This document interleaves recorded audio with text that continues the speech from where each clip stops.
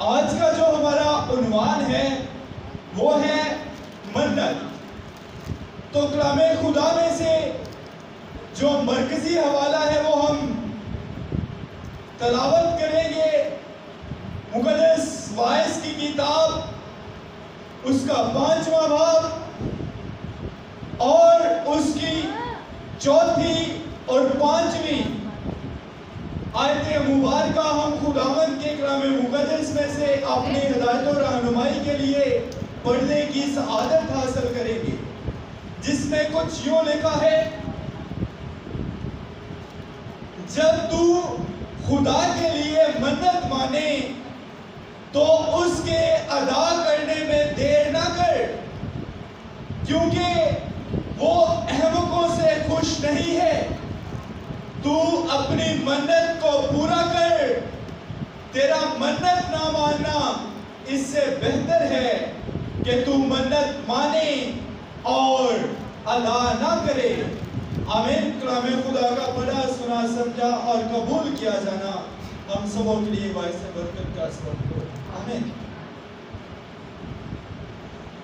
کلام خدا میں سے یہ جو آج کا حصہ ہم نے پڑھا، تلاوت کیا، اس کے اندر خداوند کا بندہ مقدس واعظ ایک بہت ہی امپورٹنٹ، ایک بہت ہی اہم نقطے کی طرف ہمارا دھیان لے کر جاتا ہے۔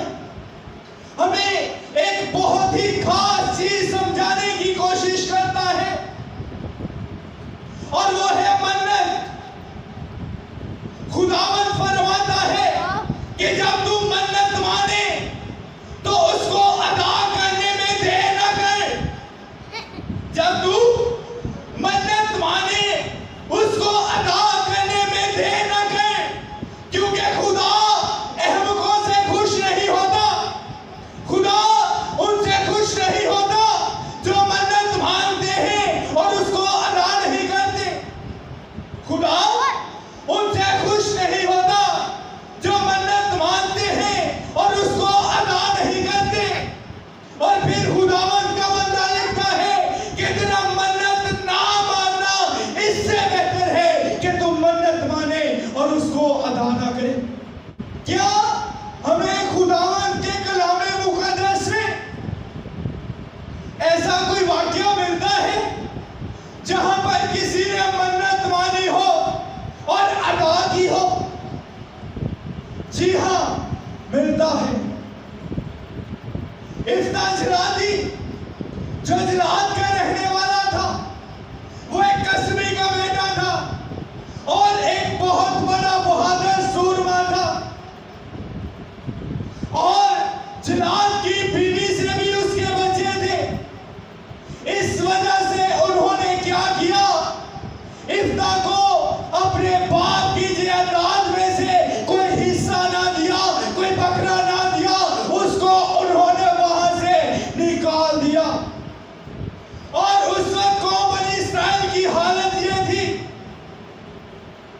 قضات کی کتاب اس کے 11ویں باب کے اندر آپ کو یہ سارا واقعہ ملے گا، اور یہ جو قضات کی کتاب ہے اس کے اندر جو واقعات درج ہیں وہ خدا اور اسرائیل کے درمیان جو بھی واقعات ہوئے تھے، کس طرح سے اسرائیلی خدا کو چھوڑ دیتے تھے اور خدا ان کو جو ہے دوسرے ملکوں کی غلامی میں بھیج دیتا تھا، اور پھر وہ خدا کے پاس جب واپس آتے تب پھر خدا ان پر ترس کھاتا، ان پر رحم کرتا اور پھر ان کو ان کی غلامی سے نکال کر لے آتا تھا۔ اس وقت قوم بنی اسرائیل کو جو ان کی بقا تھی، جو ان کا اس دنیا میں رہنے کا جو دار و مدار تھا، وہ خدا کے ساتھ منسلک تھا۔ اگر وہ خدا کے ساتھ جڑے رہتے تو ان کو خدا بلندیوں پر لے جاتا، اور جب وہ غیر معبودوں کے پیچھے جانا شروع کر دیتے تو خدا ان کو ذلیل و خوار کر دیتا۔ اس وقت بھی کچھ حالات ایسے ہی تھے۔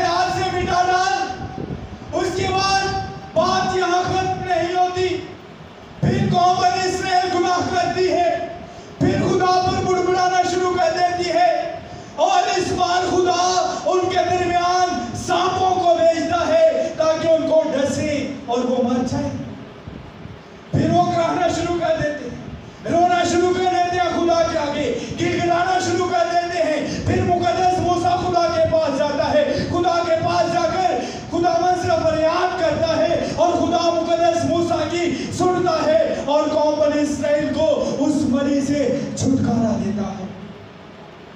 वो सफर जो ऑलमोस्ट 40 दिन का था, वो 40 वर्ष में कंप्लीट जब होता है, तो जब कौम बनी इस्राइल वहां पहुंच जाती है, तो वहां पर जाकर जो उनके इर्द गिर्द की अक़वाम थी उनके दरमियान बसेरा करती है, तो जो उनके रस्म और रिवाज है उनको अपना लेती है, उनके बुतों को भी पूजा करना शुरू कर देती है, उनको पूजना शुरू कर देती है। तो फिर से खुदा का कहर कौम बनी इस्राइल पर बरसता है, और खुदा उनको सैतानियों के हाथ में, खुदा उनको हित्तियों के हाथ में, खुदा उनको मुआबियों के हाथ में, खुदा उनको और जो फलस्तियों के हाथ में और जितनी भी और कौमें थी उनके हाथ में खुदा उनको कर देता है, ताकि वो इनको ज़लीलो ख्वार करें, इनको तंग करें। और शायद ये लोग समझ सकें कि वो खुदा जो इनको मुल्क मिस्र की गुलामी से निकाल कर लाया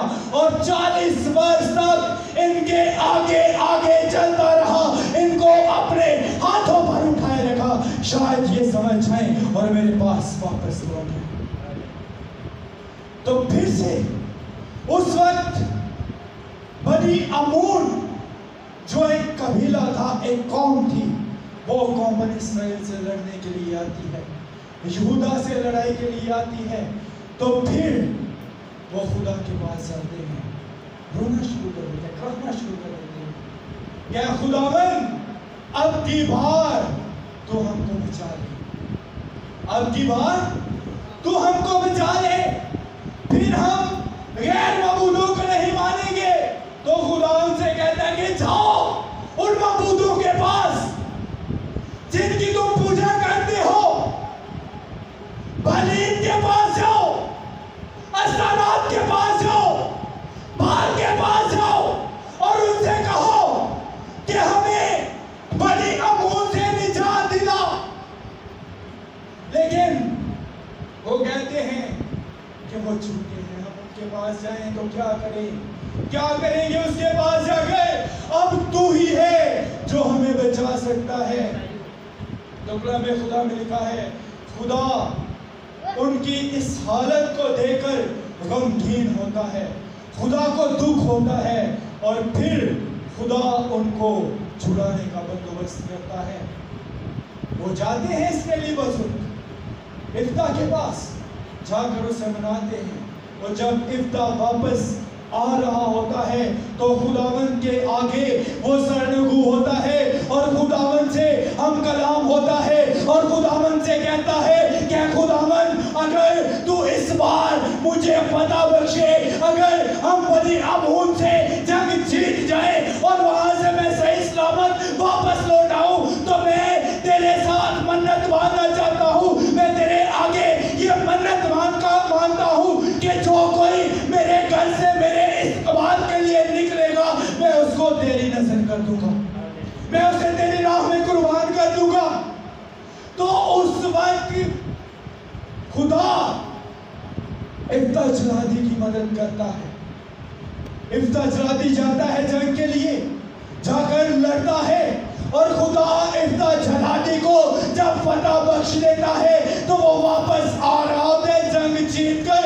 तो कलाम खुदा के अंदर हमें मिलता है कि जब वो अभी दूर ही होता है और उसके घर से उसकी बेटी अपने बाप के इस्तकबाल में तबले बजाती और नाचती हुई अपने घर से निकलती है, और जो ही उसके बाप की नजर अपनी बेटी पर पड़ती है जो इकलौती थी, ना उसके अलावा उसका कोई बेटा था ना कोई और बेटी थी, सिर्फ एक ही उसकी औलाद थी। जब इफ्ता जलादी अपनी बेटी को देखता है तो अपने कपड़े फाड़ देता है और अपनी बेटी से मुखातिब होता है और उससे कहता है कि ये तूने मेरे साथ क्या किया, तू भी उनमें शामिल है जो मुझे दुख देते हैं। तो उसकी बेटी आगे से अपने बाप को जवाब देती है कि बाप, जैसा तूने अपने खुदा से मन्नत मानी है तू वैसा ही मेरे साथ सलूक कर, तू वैसा ही मेरे साथ सलूक कर। एक ही बेटी थी उसकी, वो मुकर भी सकता था, वो खुदा से कह सकता था کیا کروں گا؟ میری تو دنیا یہی ہے، میرا سب کچھ یہی ہے، لیکن اس نے ایسا ہرگز نہیں کیا۔ اس کی بیٹی اس سے 2 مہینے کا وقت مانگتی ہے، اور جب 2 مہینے پورے ہو جاتے ہیں تو کلام خدا میں لکھا ہے کہ افتح جس طرح کہ اس نے خدا سے منت مانی تھی کہ جو میرے گھر سے پہلے میرے استقبال پر نکلے گا میں اس کو تیری نظر کر دوں گا، تو اپنی بیٹی کو وہ لیتا ہے اور خداوند کے آگے قربان کر دیتا ہے۔ یہ ہے منت کو ادا کرنا۔ آج ہم کیا کرتے ہیں؟ آج ہم کیا کرتے ہیں؟ ہم باتوں میں منت مان لیتے ہیں، لیکن ہمیں پتہ نہیں چلتا، ہم بھول جاتے ہیں۔ جب ہم کسی مشکل میں ہوتے ہیں تو ہم کہتے ہیں کہ اگر میں اس مشکل سے نکل جاؤں تو میں دیکھ دوں گا۔ ہم کہتے ہیں اگر بیمار ہے تو کہتے ہیں اگر خدا مجھے شفا بخشے تو میں اتنا نذرانہ دوں گا۔ پھر ہم کہتے ہیں اگر اولاد نہیں ہے، ہم کہتے ہیں اگر خدا مجھے اولاد دے تو میں یہ کام کروں گا۔ اور کچھ ایسے بھی لوگ ہیں جو منت مانتے ہیں اور کہتے ہیں اولاد کے لیے کہ خداوند اگر تو مجھے اولاد دے تو اس کو میں تیری راہ پر چلاؤں گا، اسے میں پاسٹر بناؤں گا، لیکن جب وقت آتا ہے تو وہ بھول جاتے ہیں کہ ہم نے کیا منت مانی تھی اور وہ اس کو ادا نہیں کرتے۔ اور کلام خدا میں مقدس واعظ لکھتا ہے کہ تیرا منت نہ ماننا اس سے بہتر ہے کہ تو منت مانے اور اس کو ادا نہ کرے، کہ تو منت مانے اور اس کو ادا نہ کرے۔